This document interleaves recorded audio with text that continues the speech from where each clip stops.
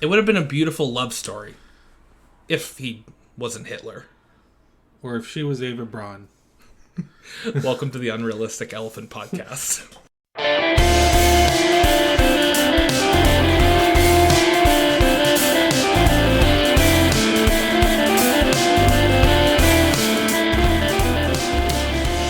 should do a romantic comedy with Hitler and Ava Braun. That's what Heil Honey, I'm Scared was. You mean Heil Honey, I'm Home? Heil Honey, I'm Scared is like, don't hug me, I'm scared. And Heil Honey, I'm home. I would watch that. That'd be great, yeah. We should totally petition that. Yeah, the crossover of the century.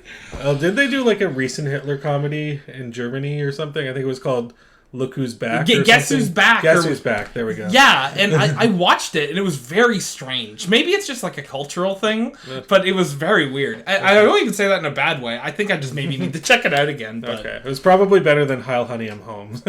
Yeah, I can only imagine. I've never watched it, but that's one of those shows that got canceled after its first episode, yeah, right? And then all the other episodes, they were apparently like shot, but they never were released. Oh. So there's an entire season of Heil Honey, I'm Home that's not... Someone's out there. They have it. Please. Release the full release the Heil Honey, I'm Home cut. The Brits they can't like get movies that are like really like violent, like, you know, they had the video nasty stuff, but they can make sitcoms about Hitler. Yeah, exactly. That's the moral of that story. Was it a British show? Yeah, it was. I had no idea. I thought it was just like an ill-advised American show. It seems like it would be, but it's not. Exactly. You can see exactly why. Yeah. Oh my God. Anyway, yeah, welcome back to the Unrealistic Elephant Podcast. My name is Nathan, and this is Ian. Hi, El. Hi, honey. Hi, honey. Oh. Hi, honey. I'm home. And yeah, we are back again for another month. We're in person this time, aren't we? Yeah, and we're gonna be like that for the next little while. Yeah. I mean, we'll get guests on and stuff like that. Oh yeah, absolutely. I actually have a guest planned for next episode. Oh shit! Yeah, I forgot to tell you that. But. He never tells me anything, but that's perfect. Yeah. You're here in our little hamlet. Our little abode. Yeah. Back in Summerside. Oh. I don't think I've ever said specifically where we are. And it's funny because if somebody came here, they would know exactly where to find us. They could probably find us within a day of arriving here. It wouldn't take long, really. I don't imagine anyone's really coming to look for us, though. Yeah, so. Well, I mean, I don't know if anybody's... I think that, okay, fine, be that way. People still think I'm in Vancouver. I've gotten people like, ooh, I'm going to come to your house. It was like... Oh my God, that's horrifying. No, it was funny. He was like Terry Fox before me, I'm going to walk across the country to your house. And then I said, well, Terry Fox never made it to Vancouver, so that's a bad analogy. That's what I was going to say. That's a terrible analogy. What the fuck? Oh my God.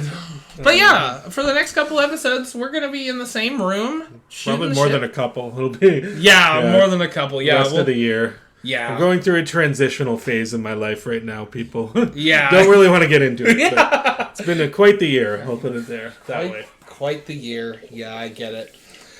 But Switch 2's coming out. We could talk about that a little bit. Yeah, okay. Yeah, that's awesome, actually. Yeah, so I am in the group of people who are going to be buying the Switch 2. Are you purchasing? You said you were going to pick it up too, right? Yeah, well, I'm lucky because my birthday is like a week after, and I told my parents that I want that for my birthday. Well, there you go. But I need to get it like day one, and they said, okay, do it. And so, yeah, I'll be doing that. That's not bad. Yeah, and I'm going to get Mario Kart World, hopefully the bundle if I can get it.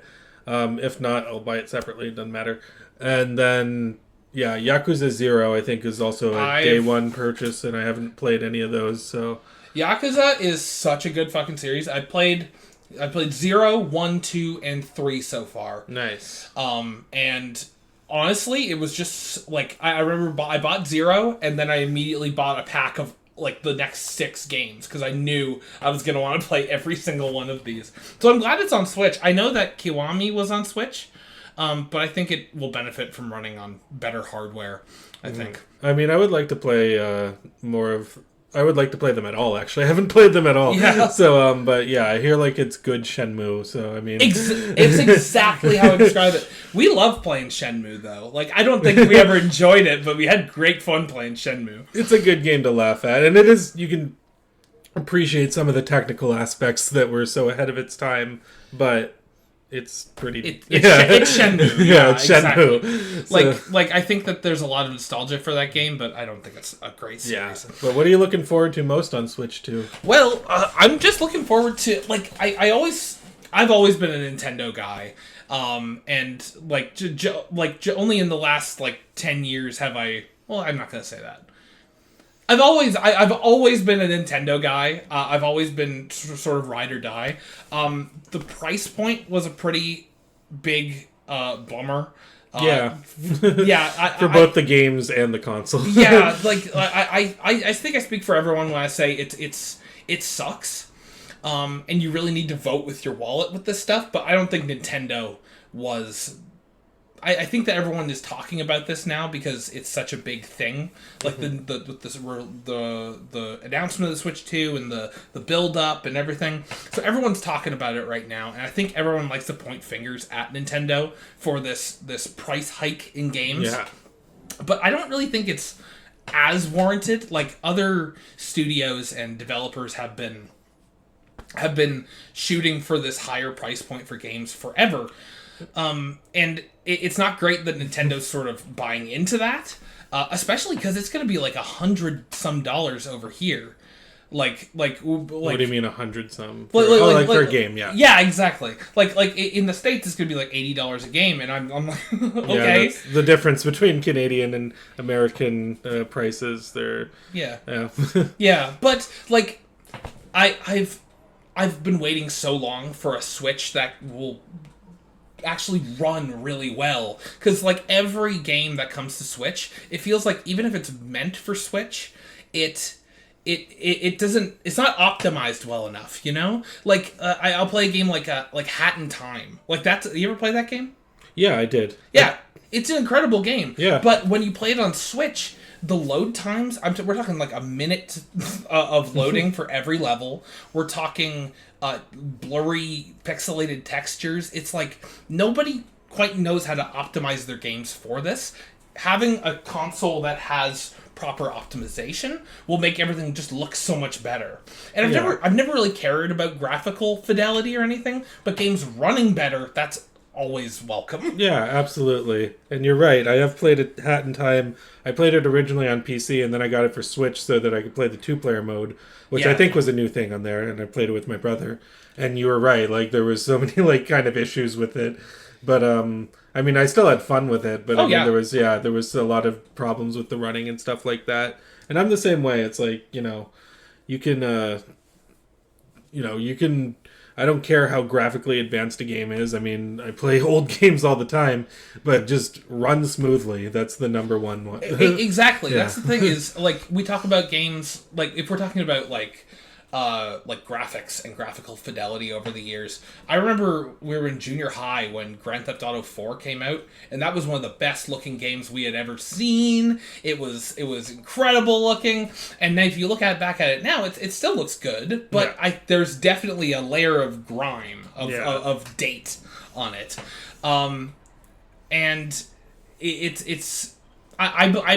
of the opinion that you go more stylistically in if you do a more stylistic art direction, it's going to age way better. Like a game like Okami, like a cel shaded animated style.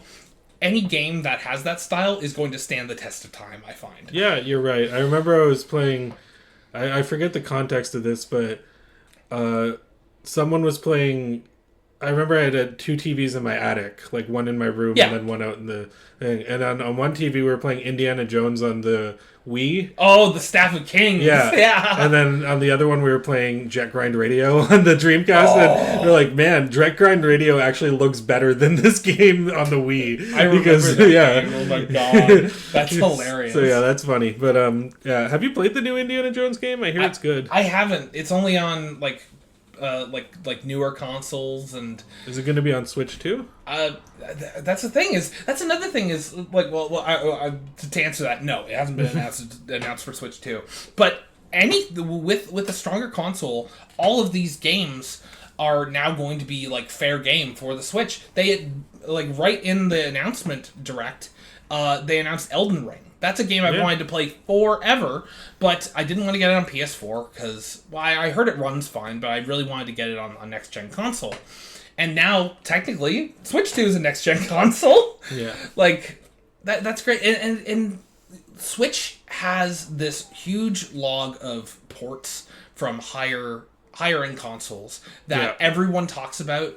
How they run terribly. Yeah. And it's always been so strange to me. It's like, why do you keep releasing these games when they run so awful? Like, I picked up The Witcher 3 on Switch a couple of years ago for Avery, and Avery couldn't even play it. It was just, it was like broken. Nothing looked right. Like, everything was on the lowest, like if you're playing on PC, everything would be on the lowest setting. Yeah. And what this has made me realize is now that the Switch 2 is coming out, and we have all of these games, to be fair, they're all Nintendo-published first-party titles, but they are rolling out these updates for better performance, 4K resolution, everything like that. And now, if developers can go back and do that. They already have those games ported over to Switch, just providing that new enhancement would be a really easy way to revitalize playing these games on the Switch. Yeah, but I mean, the first-party games that are doing that on the Switch too, I mean, those weren't any things that I ever had a problem running in the first place. Like, I never had a problem running Kirby and the Forgotten Land or Mario Party Jamboree. I mean, I never really had an issue with that stuff, so I don't really see the point in that regard.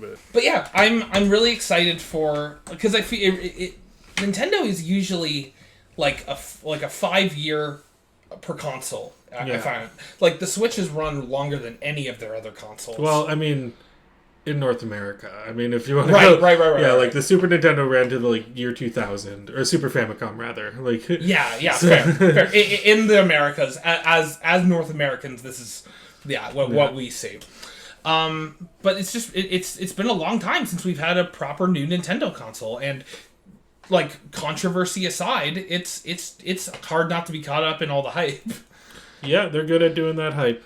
They really are. Like, they really do. Now, I've said this before. I think that the current leadership at Nintendo is sort of iffy. I'm not really a big fan of a lot of the business choices they make. But the problem is, I'm like, there's a certain quality to like first party Nintendo games. Yeah.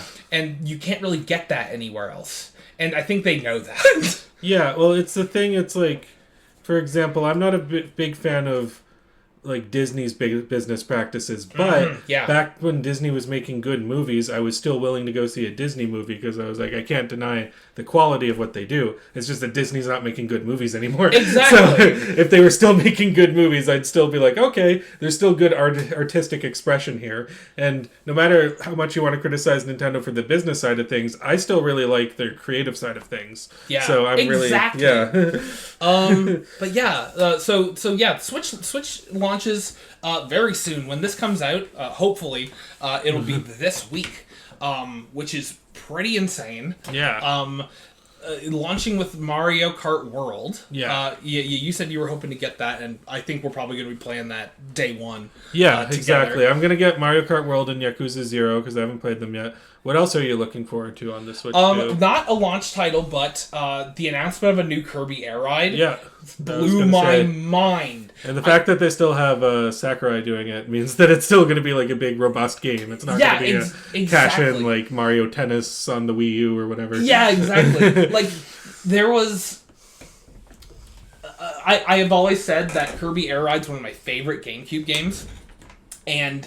I've always said that when I die, I would love for my funeral to be a Kirby Air Ride LAN party with the GameCubes, because I don't think I've met anyone who's ever done the connecting multiple GameCubes together. I'd love to try it. But don't you need 2 TVs to do that? Yeah, you would need 2 TVs, a TV for every GameCube, a TV for it. You do that for Double Dash as well.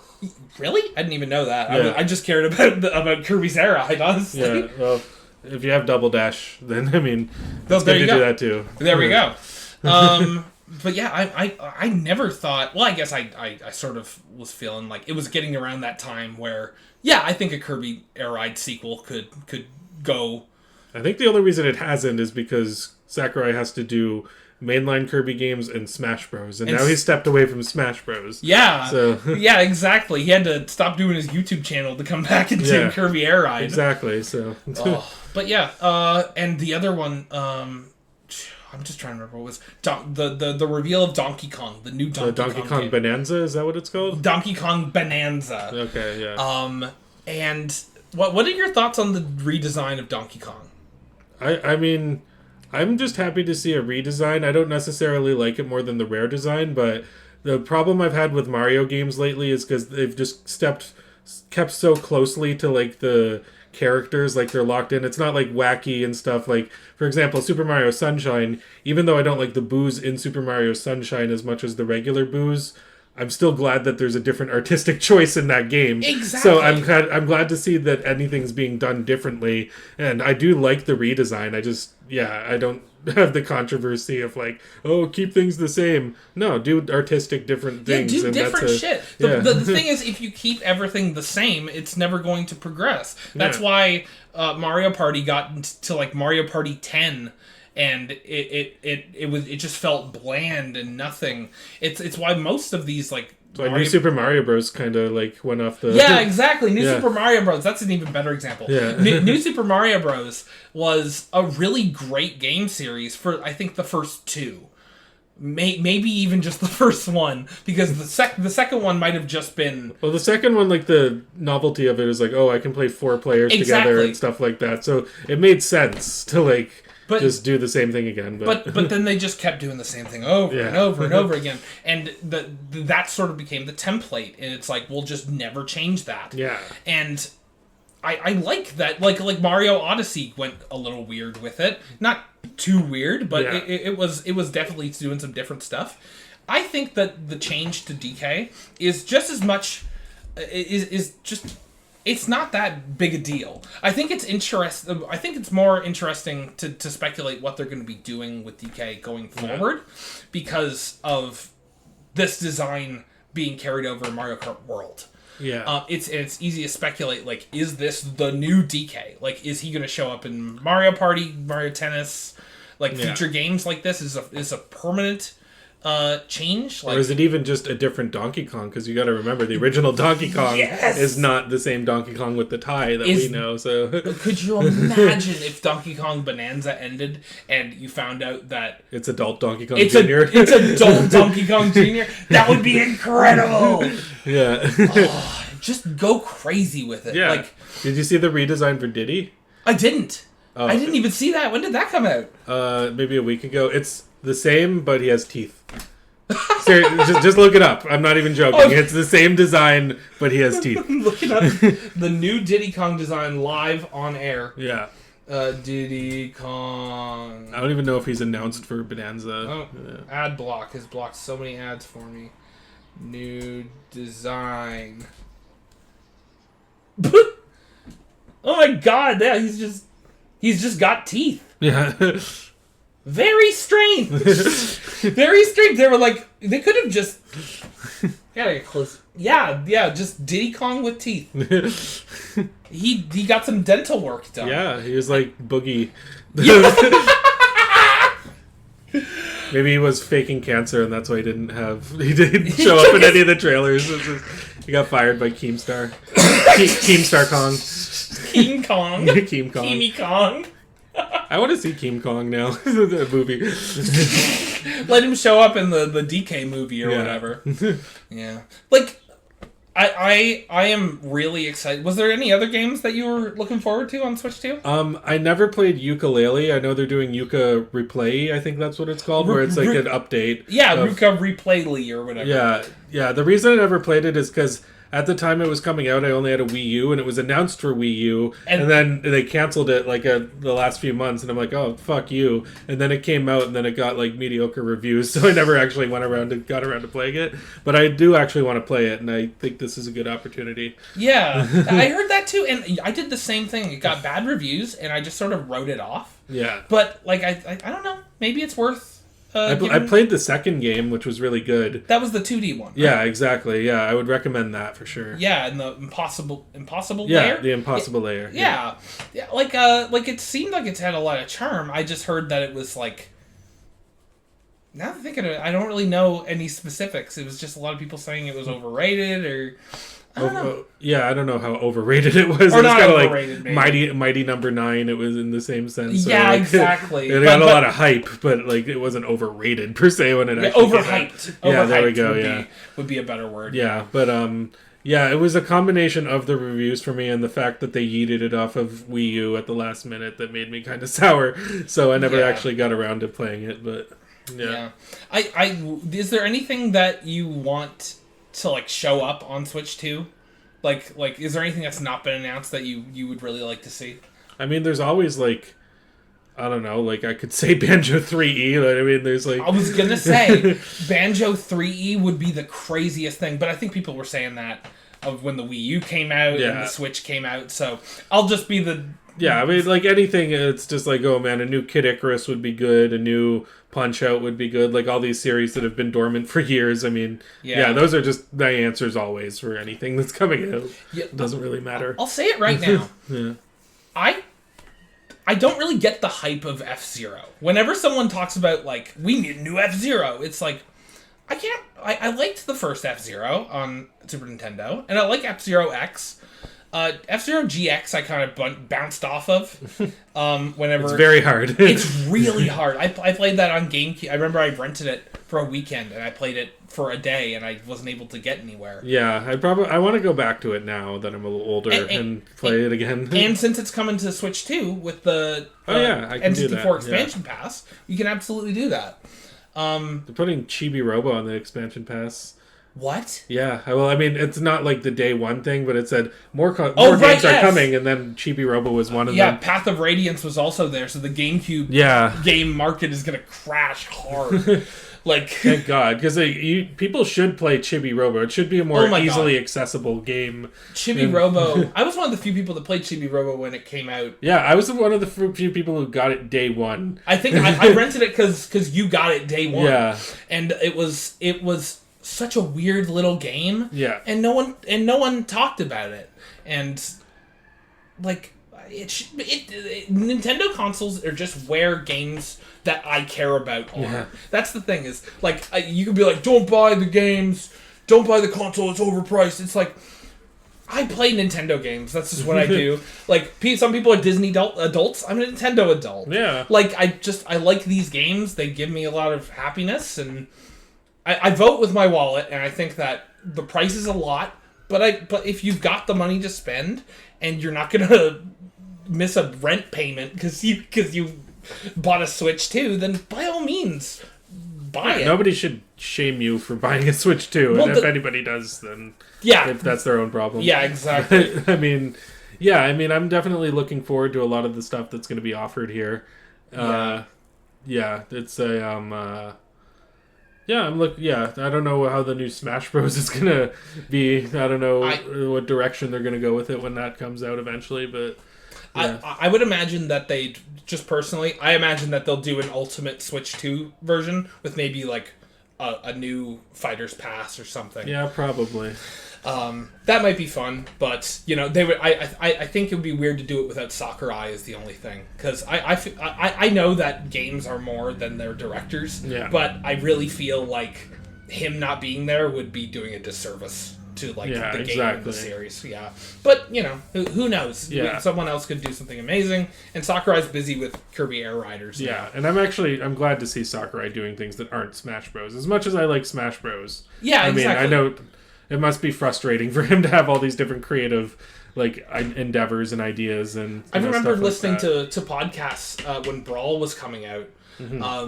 Show me your news or whatever, and them talking about how Sakurai didn't even want to come back for that game, and he's been coming back for 3 games now. Yeah. So I think he deserves a break, honestly.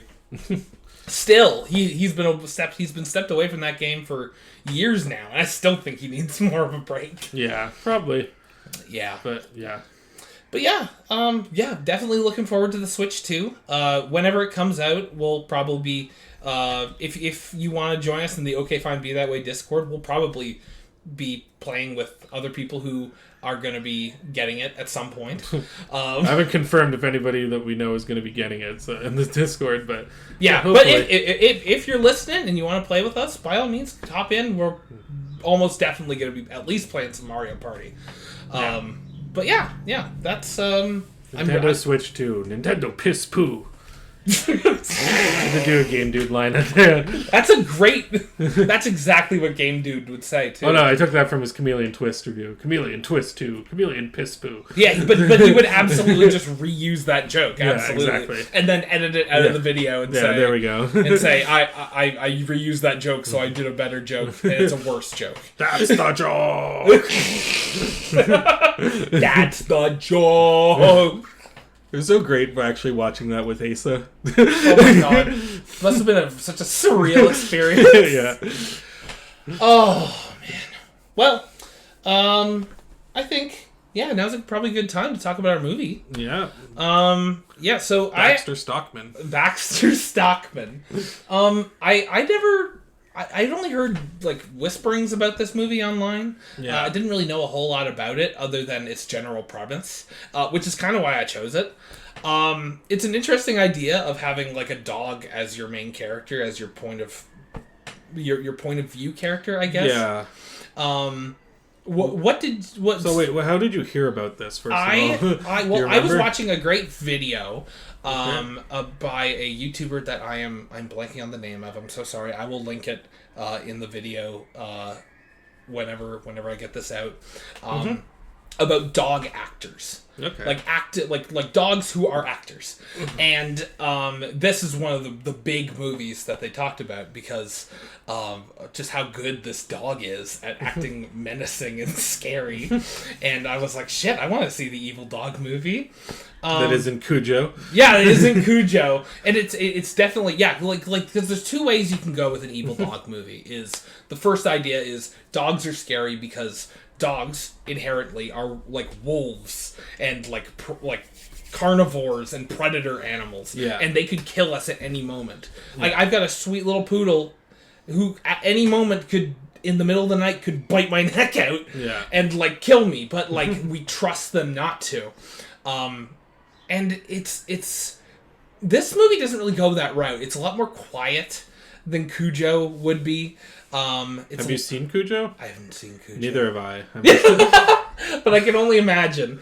I was actually looking, and apparently, because this came out after Cujo the movie, but it's based off a book that came out before Cujo was written. And interesting. The book is called Hellhound. Hellhound. Yeah. Oh, that's a great fucking... that's a way better name than Baxter. Yeah, exactly. They should have kept that name.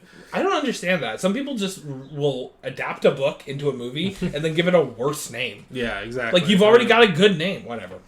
It's like the Swedish movie Let the Right One In. That's a great title. And then in America, it's Let Me In. Let Me In! It's my God. That's not nearly as cool. Not nearly as cool. But yeah, firstly, what did you think of this movie? Because I have some mixed feelings. Yeah, I was kind of mixed on it. I think I liked it overall. I think it's worth watching once. Yeah. It's a messy movie with a lot of problems, but there is a lot of really good aspects of it. Like the dog, like you were saying. I really liked the way it was shot for such a low budget movie like this. I thought it was really, really well made. I thought that they had a good use of tension in certain parts, which was added to by the music. I think that they did a really good job in that aspect. Yeah, it was just kind of the narrative I thought was disjointed, and I didn't really like the human characters. I didn't think they were interesting at all. Except for we get a twist near the end, but other than that, like all the human characters are really just kind of bland and not that interesting. So yeah, in theory, this movie is quite good. I like the story overarching story, but moment to moment, there's just little things that like I don't understand or why they went in that direction. Like so firstly, just to give an idea of what this movie's about, if you haven't watched it. Yeah. Baxter is about a dog whose name is Baxter, and he is a bull terrier, and he's the best actor in this whole movie. He's rarely barks. He's rarely like aggressive until like later in the movie where he's being threatened. But he's brooding. I don't know how they taught this dog how to brood and like plot. He's like scheming all the time. And yeah, basically you learn that this dog is essentially like a sociopath. Yeah. But we're the only ones who know that. Because, of course, you can't know what a dog's thinking unless it's a movie where the dog is the narrator. Yeah. So Baxter is gifted to an old woman. And that's his first owner. And I this is probably the weakest part of the movie, I would say. Mostly because nothing really happens. It's got some of the best moments with Baxter, I think. Yeah, because that's when it's like really focused on Baxter, like plotting and stuff like that. But yeah, the character that he's plotting against is the weakest character in the entire movie. Yeah. I would say. So the old woman, she doesn't really trust him at first. And he likes that. Yeah. It's this idea of, I am the dominant animal in this household, so she should fear me. Yeah. But then slowly she starts to get used to him, and while she gets happier, he is getting less happy. Yeah. And I like the dynamic. I absolutely like the dynamic. But then, at some point, Baxter's had enough. He trips her, and she falls down the stairs. I figured she was going to be dead. But no, honestly, I would have killed her right there. But instead, she breaks her ankle or twists her ankle. Something happens to her ankle, and she has to stay on. Like that. She has to stay on the ground floor.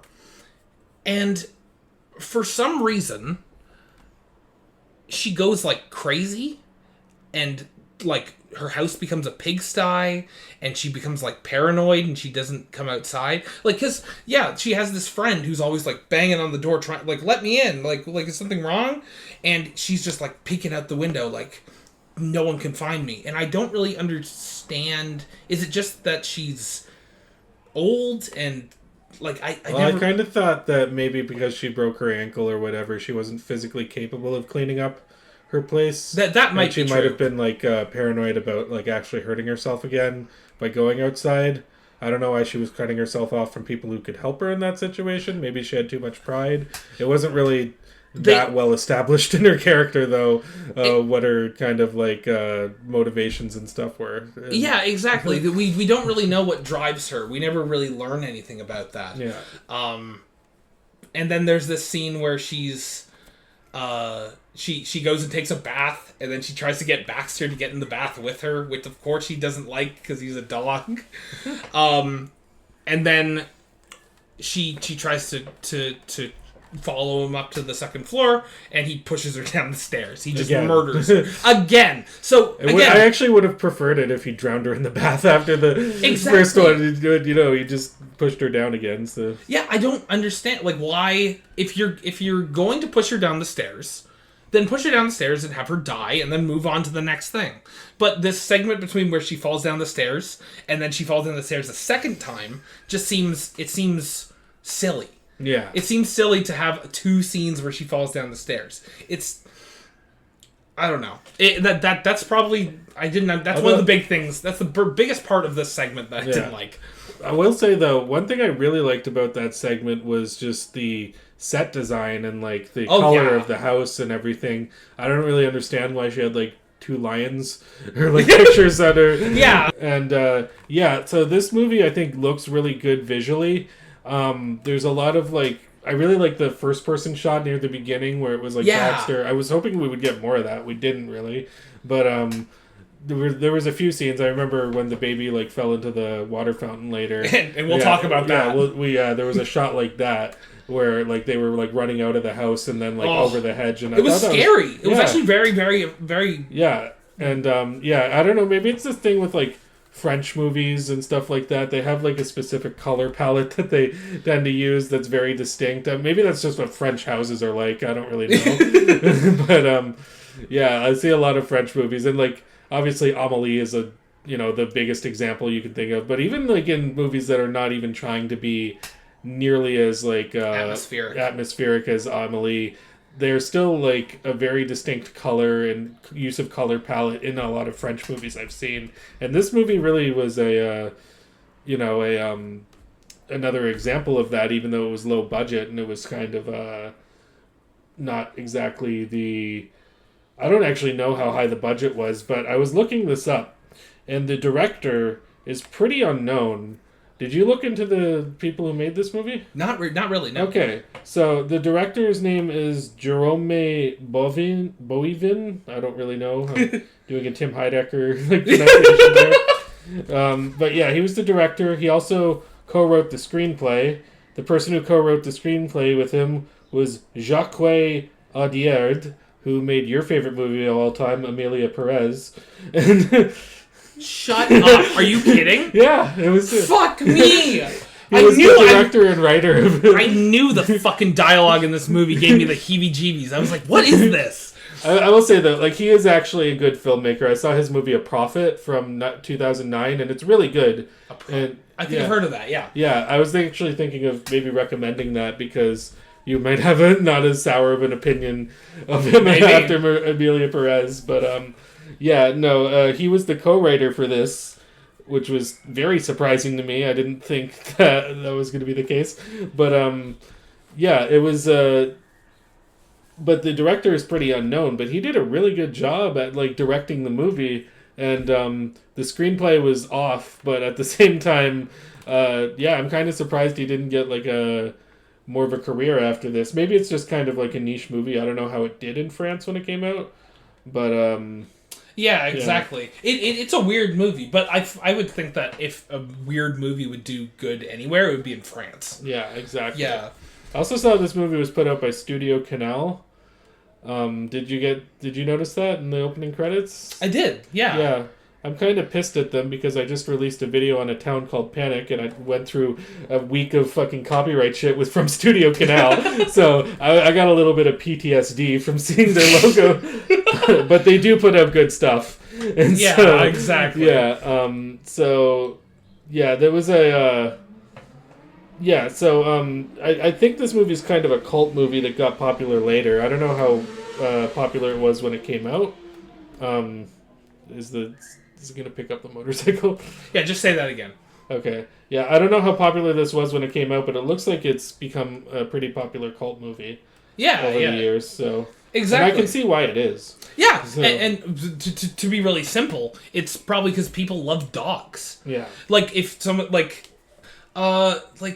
that's pretty much my favorite thing about the idea of this movie is,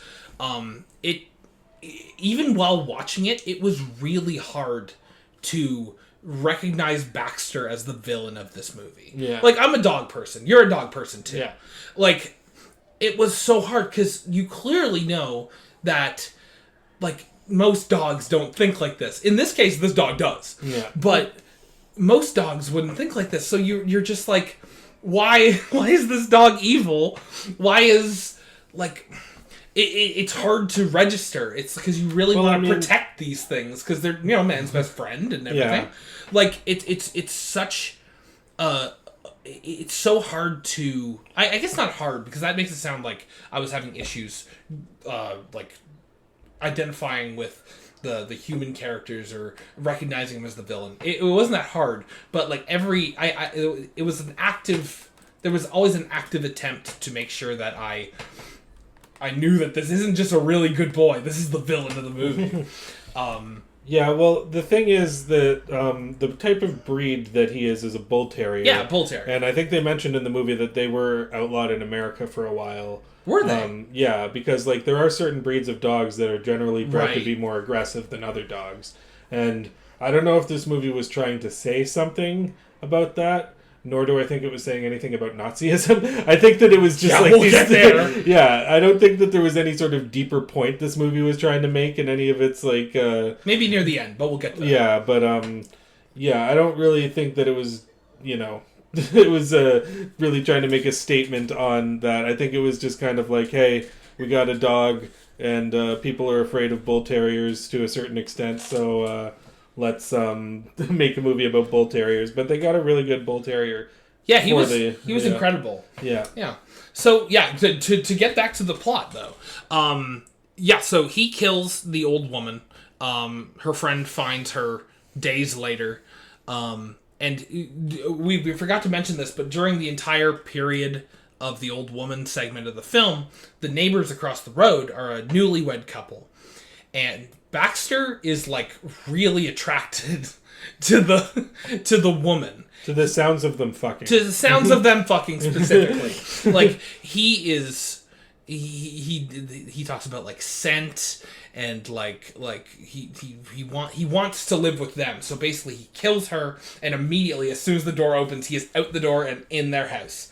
And I think the first time he walks in on them having sex actively. Yeah. Yeah, and he's just like they stop like, oh, it's the neighbor's dog. Yeah, How exactly. to get in here?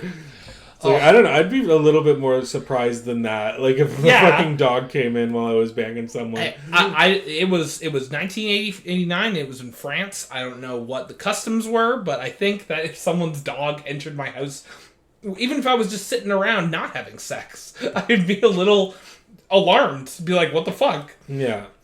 But I should also point out that during these segments, before we go to this other person, there's these like intercut scenes with this kid watching Nazi documentaries. Yes, okay. Yeah. And so it has nothing to do with the main plot at that point. Yeah. And it is very, very jarring. It is. That was a big problem.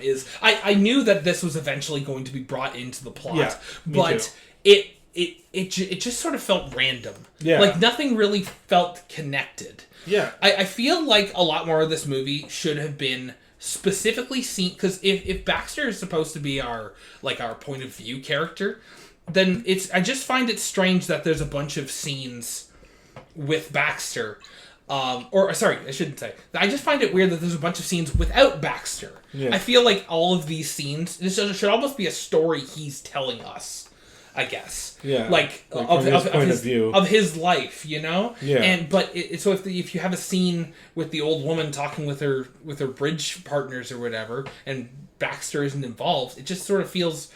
It feels loose. It feels untied to the rest of the movie. It makes me wonder, like, how the book was. Like, if it was, like... If it was entirely from his perspective, and then it just switched to, like, oh, by the way, this kid across the street's watching Nazi movies. It's like, I don't understand what that would have been like to read. Yes, but the Nazi... Chekhov's Nazi child will come in the final segment of the movie. Yeah. But that was one of the biggest issues I had, is everything sort of feels disconnected when you're jumping around all these characters, not explaining who they are.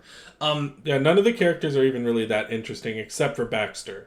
And, there's also a weird subplot. I'm just going to bring it up for a second because I don't think the movie even remembered that it was doing it. There's a weird subplot where some sort of elementary school teacher is having an affair with Nazi kid's dad.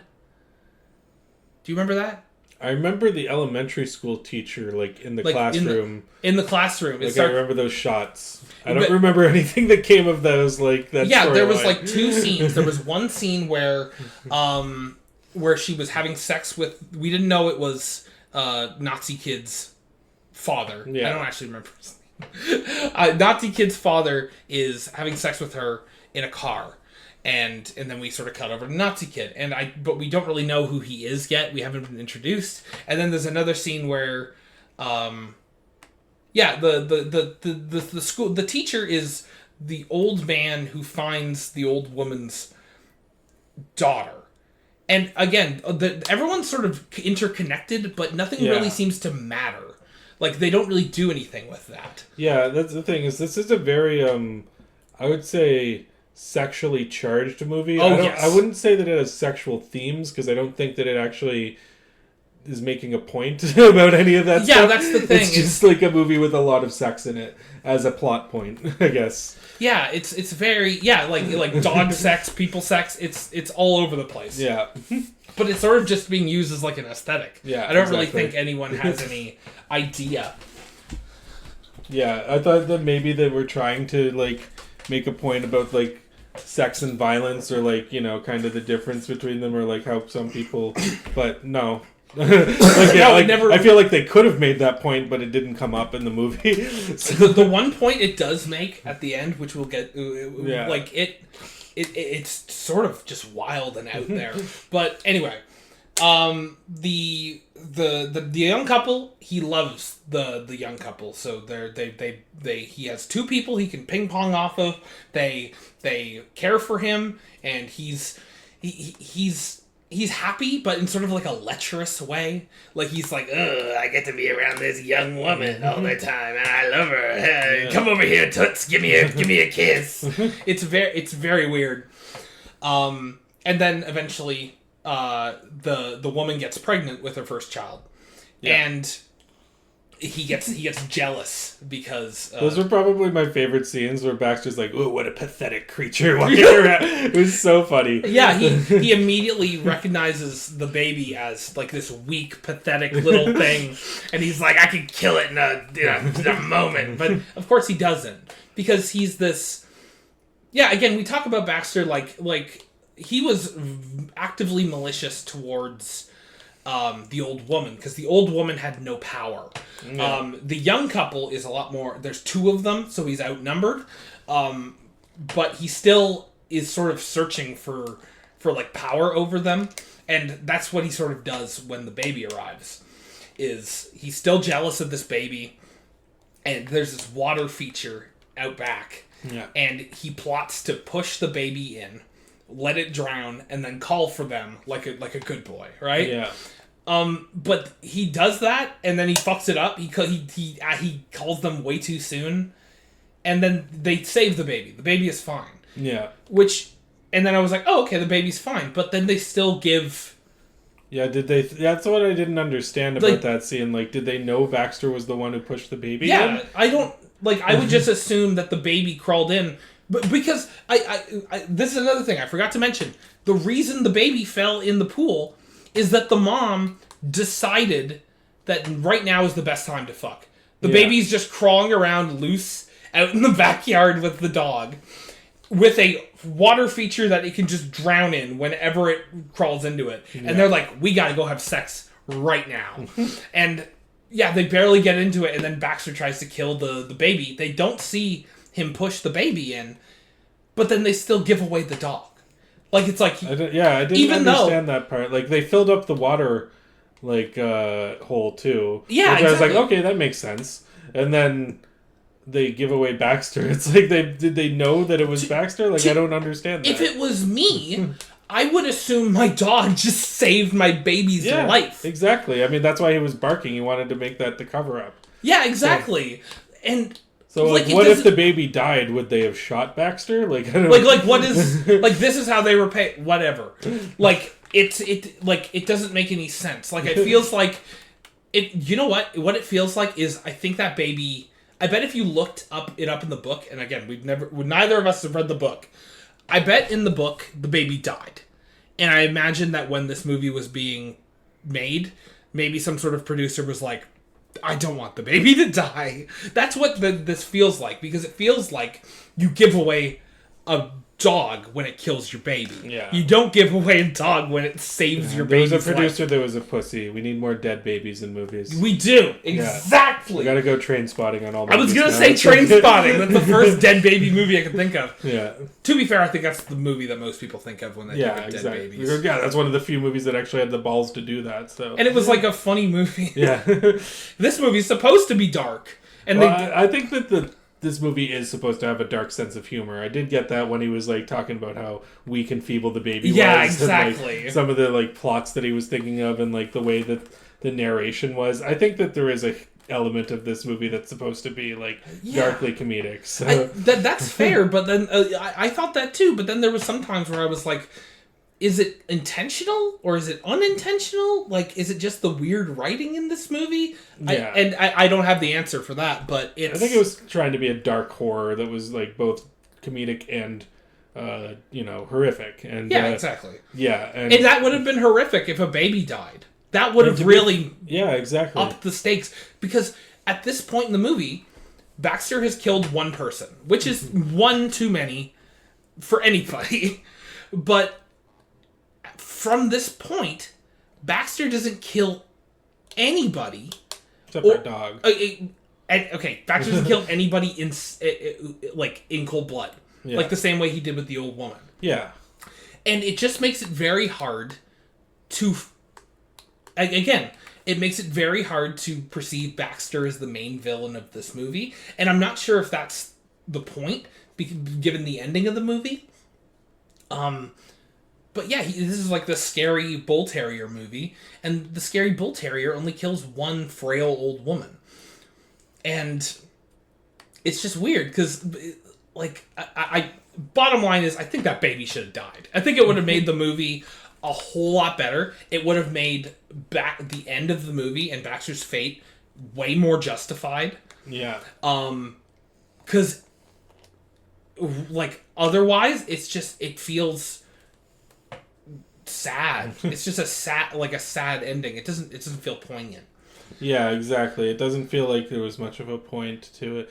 You know what I kind of realized, like, while watching this movie? What? Is that the plot is kind of like, the whitest kids you know skit, Get a New Daddy, where it's just like he's framing his like fathers with like sexual harassment and he goes to a new family, and it's kind of the same thing that this movie is. It's just Get a New Daddy, the movie. Fuck, man. I always thought there was a Bloodhound Gang song. I think you watched a lot of White Kids You Know, and that was around the time I was still in the Bloodhound Gang, but it was it was both. It was both, yeah. But no, that was definitely a Whitest Kids You Know song. That's great, man. Yeah. But yeah, this is how Baxter ends up with I think is his name Charles? I think his name might be Charles. I think so. I don't remember. I'm going to call him Nazi Kid just in case I'm wrong. I think the old lady was named Margaret or Marguerite. Marguerite. Okay. Marguerite. Yeah. So I don't remember. Like at the first, I was just like, okay, is this kid like related to the old lady or related to the couple or anything? Completely unrelated. Yeah, they're just kind of in the same neighborhood. Yeah. So the way and also another thing too, if you thought the dog was responsible for killing the baby, why would you give it away to another family at all? That's what I'm saying. There's no, like, it doesn't make any sense on any level. This is like the biggest thing, man. Like, I just don't get it. But yeah, so again, we need to emphasize that this boy has had an arc while Baxter is having all his adventures. Yeah, which has been disconnected completely from him. A scene before the scene with the baby, the kid is reading a book about Hitler, and he reads that Hitler had a dog named Blondie, and he liked dogs. Mm-hmm. So now he's like, I need a dog. So that's the first time he even thinks of the dog. The only way, like, personally, he is related to Baxter is this: he is the son of the elementary school teacher he is the son of the man who is having an affair with the elementary school teacher, who is the daughter of the old man, who is friends with the old lady who owned Baxter. That is how they are related to each other. And 6 degrees of separation. Yeah, for real. Like, it's just so convoluted. It's like, could you not have made him a neighbor? Could you not have made, like... And... Yeah. I also want to mention, before the scenes with the Nazi kids start, there's a funny scene where the Nazi kid is just sort of poking around the house while they're waiting to give Baxter to him. Yeah. And he opens the door, and the baby is just in a room, in a playpen, with, like, nothing near it. Yeah. And I thought that was actually, like, the funniest part of the movie is, like, yeah, that would be how a mom would act Yeah. if their baby fell into a water trap. Like, the moment that she took her eyes off him. Again, you were fucking your husband in the house. Yeah, exactly. Like, it's France. Do it outside. I don't know. Like... I was kind of thinking it was going to turn into, like, one of those baby shorts from Who Framed Roger Rabbit, where, like, the baby keeps almost getting killed, and then, like, it keeps backfiring on Baxter. It came out the same year, I think, as Who Framed Roger Rabbit, 89, so... Well, shit. Maybe they got the idea from Baxter. Perhaps. But yeah. The book, anyway. But yeah, Baxter goes to live with Nazi Kid, and they hit it off great, because they are essentially both fascist, horrible people. Like, they like... Well, at the first, it doesn't really say that the kid is, like, taking on these like, ideologies. At first, it seems like he's just like, interested in the history of World War II and the Nazi Party. We had a friend who was exactly the same way and has no fascist ideologies as far as we know. Yeah. But, like... you sort of it's sinister because, like, why are you looking into that stuff? But like, and then he, like, meets a girl on the bus and he's like, "Hey, do you know about Hitler?" And then that's how he hits off his first relationship in his life, is by talking about telling her she looks like Ava Braun. Yeah, exactly. The riz on this man is unimaginable. Yeah, exactly. It's gonna do you well with getting ladies, I can tell you. You look like a beautiful woman. Her name was Ava Braun. Indeed. But the kid basically trains Baxter like so well. He'll run obstacle courses around the junkyard. Like, Baxter respects this kid, and Baxter feels like he respects him back. It's like this symbiotic relationship. But I gotta say, it is actually very hard to teach dogs at that age who've been, like, alive for a few years. Yeah, exactly. Like, tricks like that. I mean, yeah, it is. I don't know how accurate that is, but whatever. Yeah, whatever. That's far from the most unrealistic thing in this movie. Exactly, that we've already talked about. Yeah. So basically this kid, and it goes to show that this Baxter sort of just, like, set dressing in these people's lives. Yeah. Which is one of the more interesting things about this movie is sort of the relationship we have with the family dog, you know, for the old lady, it's very much just so that she has someone to talk to. It's a very sad existence for him. Yeah. And then with the young couple, he almost feels like a son to them until he isn't. It's like a surrogate son until a real child comes around. And he reacts accordingly. He's jealous and he lashes out. In this, it's very much like the classic boy and his dog archetype. Yeah. Except they both have horrible ideologies, but we don't know that yet about Nazi Kid. We can sort of... It's actually kind of true of a boy and his dog. Like, when they killed the girl at the end. Like, it was kind of like they had a twist later on, but anyway. Yeah. But yeah, because of that, again, Baxter is just sort of... Again, the kid got a dog, asked for a dog for his birthday because Hitler had a dog. It wasn't because he wanted to take care of a dog or train him. It's because he wanted to be more like this person he idolizes. And I think it's really telling that Baxter is really just something he can use. Like, he's never really very affectionate with Baxter. Sometimes whenever he pleases him, he'll give him, like, scraps from the table or food or... But for the most part, he trains Baxter. He trains him to attack people. Like in the junkyard, it's worrying. Before it was scary. He was looking into Nazis so much. Now it's worrying. Yeah, exactly.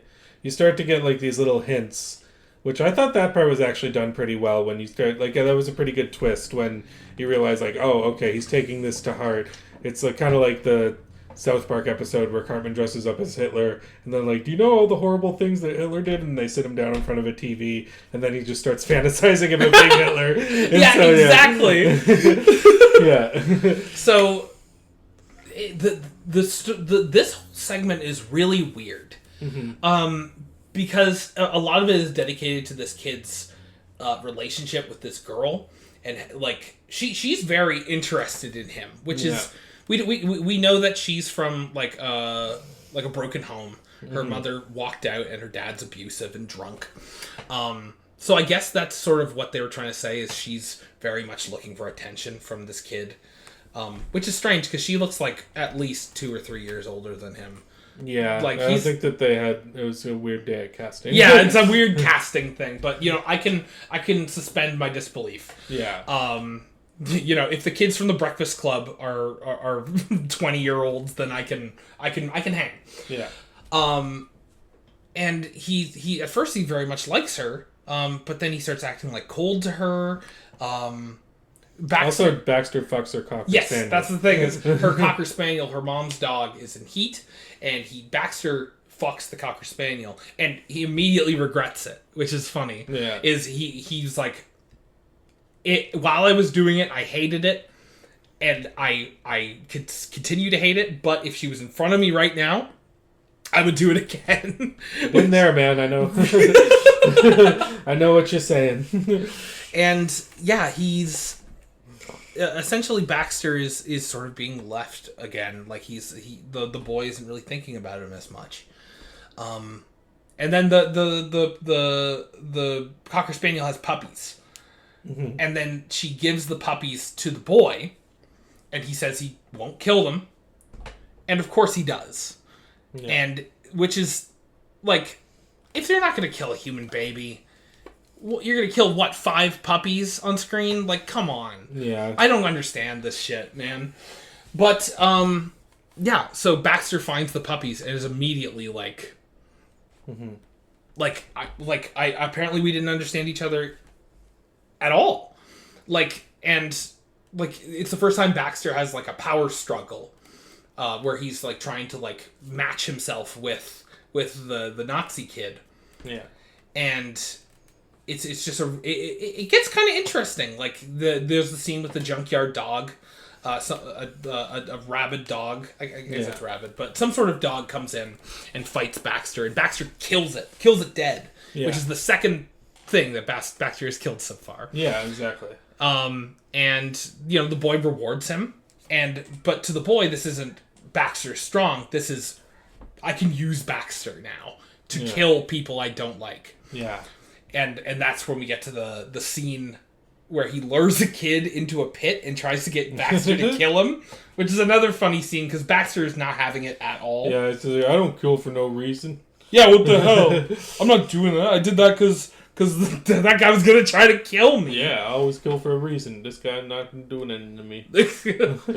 So because of that, the boy basically hates Baxter. Yeah. And that sort of brings us to the end of the movie. I don't know how I feel about this ending segment. I feel like the best parts of the first and second segment are better than the best parts during the third segment. Yeah. Again, there was a lot of focus on human characters, like between.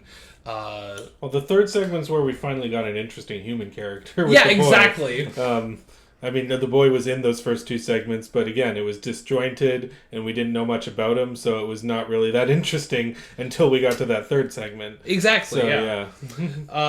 But yeah, so Baxter runs away, and the boy immediately starts looking for him. Of course, he's at the junkyard, because it's the only other place Baxter knows. Yeah, exactly. And the boy starts throwing things at him, and trying to kill him, basically, I would say. Yeah. He starts throwing things at him, and Baxter's barking at him, and then he slips, and he falls into the pit with Baxter. And the way that I wanted this movie to end is that Baxter kills this kid, because this kid is terrible. Yeah. He has shown, at this point, he has killed innocent puppies. He has shown fascist ideologies. Yeah. He tried to kill a kid his own age. Yeah. Yeah. It's just, I guess there's this thing where it's like killing human kids is bad.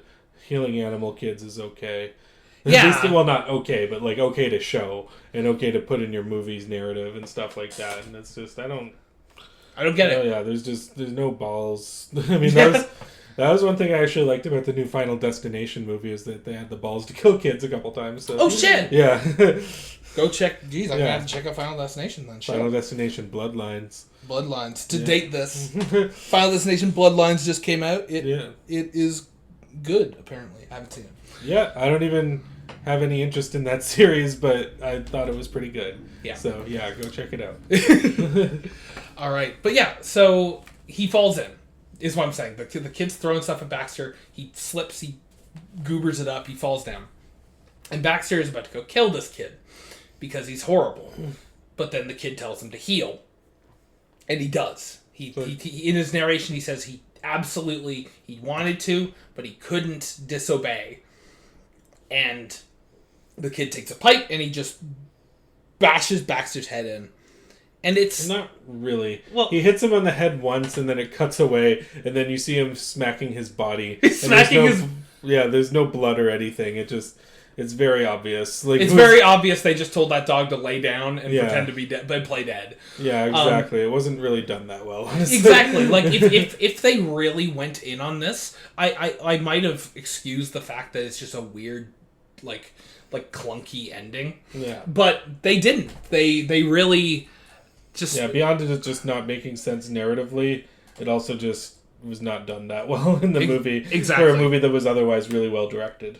Yeah, exactly. And then the parents come find him, and he says, "Oh, Baxter tried to kill me." And then roll credits, or I guess first Baxter gives his final monologue, and he says,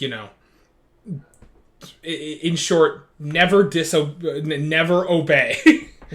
Like, if you never feel like you are obliged to obey, because I got hit in the head with a pipe. Yeah. And it's like, that's the message. Like, there's so much stuff, like, the idea of, like, animalistic instincts versus, like, human instincts. And, like, there's a lot of things you could talk about, but it's just like, man, that kid told me to not do that, and I didn't. And look at me, I'm dead now. Like, that's it? Yeah. That's the thing, what I'm saying is, like, I feel like the reason I can kind of recommend this movie is because there's enough kind of interesting things in it that you're not really going to see elsewhere and presented in the way that it's presented here. And there are good things about it. Like I said, for a low budget movie like this, it's very well made. Yeah. And there's parts of it that are funny, there are parts of it that are tense, and there are parts of it where it's really delving into psychology of both the kid and Baxter in an interesting way.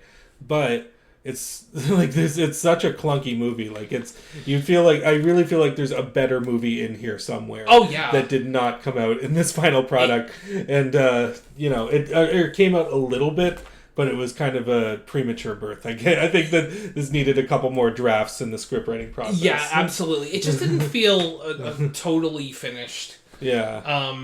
Oh, and then at the very end, narration switches over to the kid, who says that he's going to kill his mom and dad and get adopted by the young couple. Yeah, I kind of figured that it was going to do that after he killed the kid, or after he killed Baxter.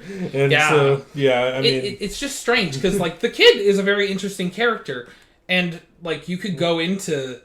Like, I feel like if you want to tell this story, go ahead and tell it, but they sort of only told a segment of his story, and it doesn't feel complete. It would be much more interesting if, like, this entire movie took place for the first half of it, and then the kid kills Baxter, and then it's about the kid going around killing people. Like, that would be way more interesting. It would be very weird and very strange for anyone who went in looking for a movie about a killer dog. But, I would like that. Yeah, that would be better to me, personally.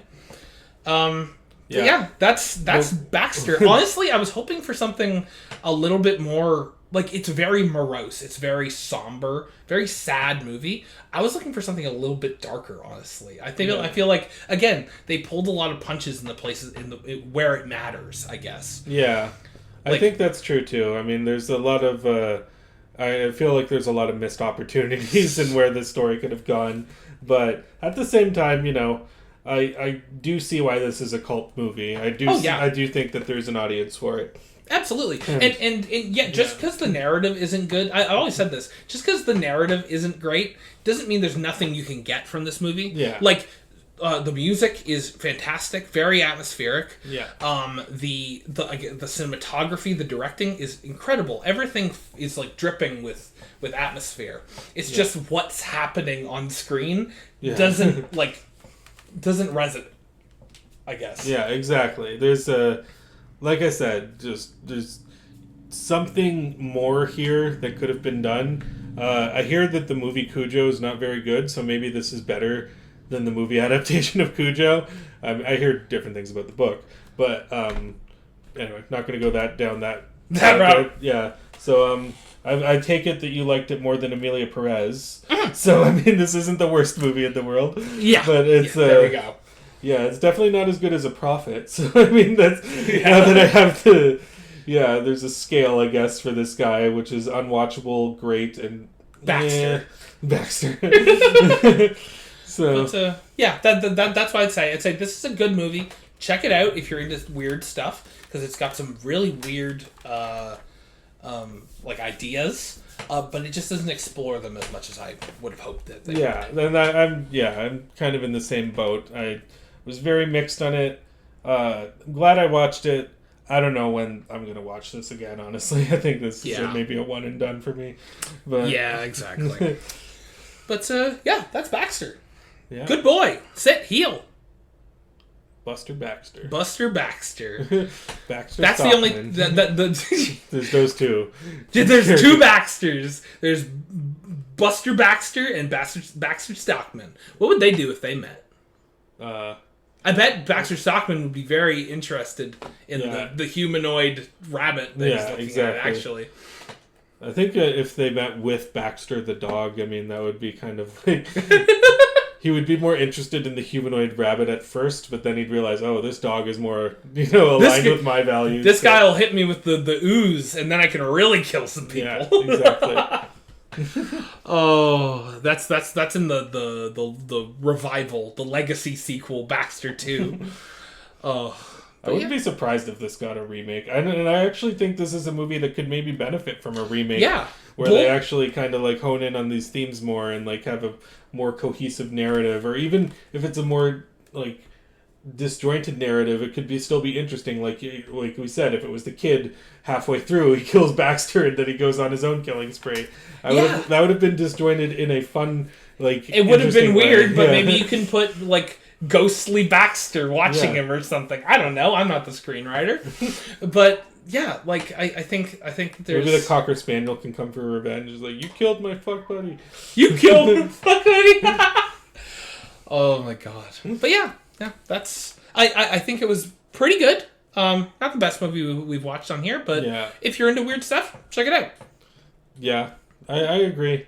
I feel like the movies that we do with dogs are kind of like my more mixed ones. Like between A Boy and His Dog, Balto, and this, I kind of have like the most mixed opinions on. So I don't know. Maybe it's something I'll have to recommend a really strong dog movie one day. Yeah, exactly. Break the cycle. Oh, I got a good one.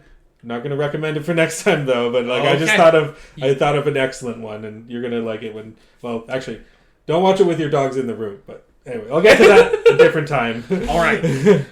Awesome. So, but I do have a recommendation. Yes, recommendation time. And I also, there's a guest star coming on next time. Yes. It's someone who I know personally, my friend Alid in Vancouver. He and I run like a movie group over there where like I've come back from Vancouver for the next little while, but we're keeping in contact. We're going to start it up again.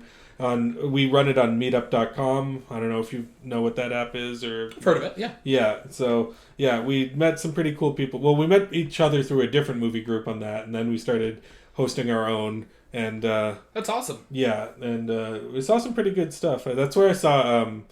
I know you got the Slings and Arrows box set recently. I saw Don McKellar's movie last night there. Don McKellar's the guy who plays Darren Nichols. Oh, yeah. Yeah, and he was the director. And afterwards, he did like a Q&A over Zoom with the audience, which was really cool. Up. Yeah, that's awesome. Yeah, and actually, Sarah Polley was in that too. Who's also in Slings and Arrows. Yeah.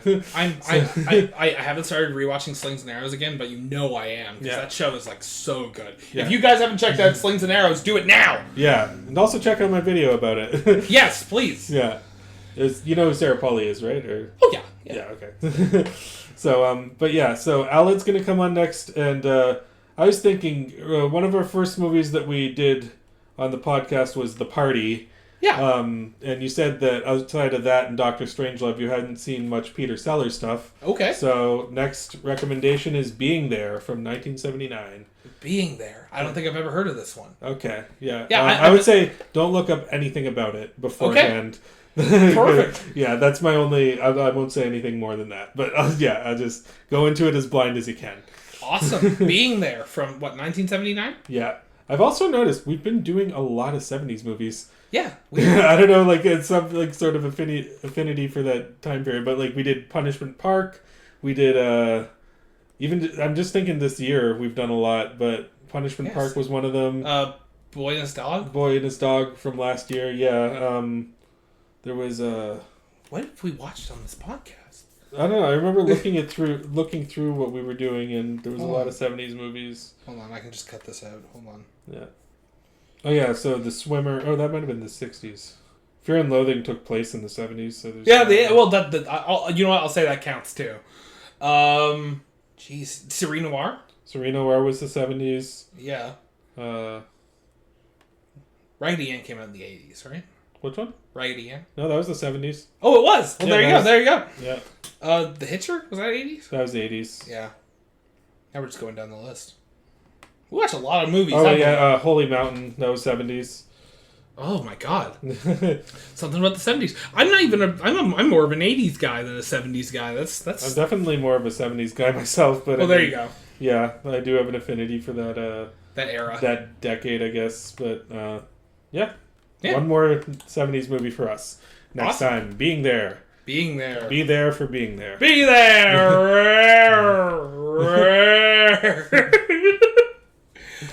All right. Well, yeah, that is your episode for this month. Thank you so much for listening again. This is episode 19. Yeah. If you enjoyed this episode, please subscribe to us on YouTube, follow us on Spotify, all the good stuff. We'd love to hear from you guys and leave whatever comments you want. Talk to us in Discord. Yeah, exactly. It's not our personal Discord, but we've sort of set up home over on Ian's Fine Be That Way Discord. And go follow Ian on Fine Be That Way. He's putting a lot of work into all this good stuff, and he's had a horrible year. I think he would appreciate a nice influx of views. Yeah, that would be real nice. I've actually wanted to put out. Excuse me. I've wanted to put out a lot more videos, but it's been a fucked up year. So yeah, I'm surprised that I've actually gotten a handful out. But I think my new video on A Town Called Panic is good. So check it out. That just dropped.